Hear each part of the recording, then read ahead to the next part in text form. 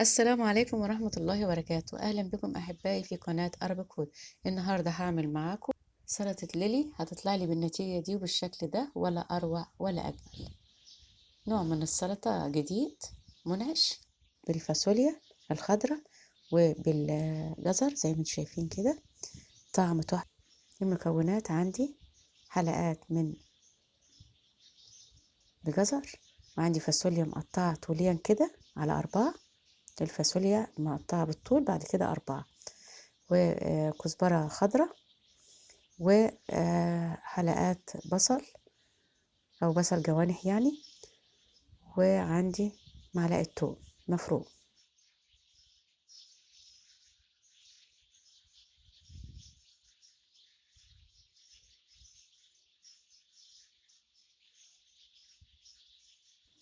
الميكانيزم ازاي؟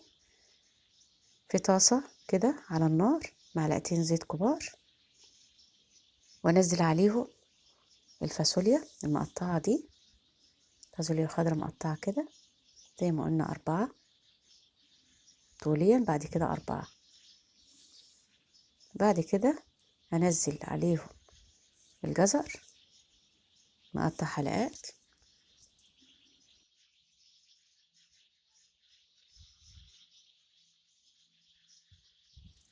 ومعلقة التوم مفرومة،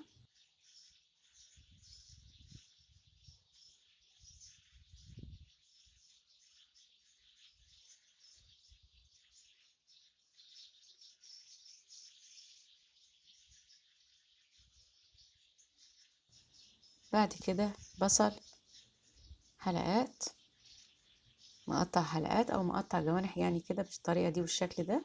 هنزله كده ومع التقليب المستمر، وبعد كده هحط التوابل حسب رغبتك. قد ايه الملح؟ حط انا حاطه قليل من الملح كده،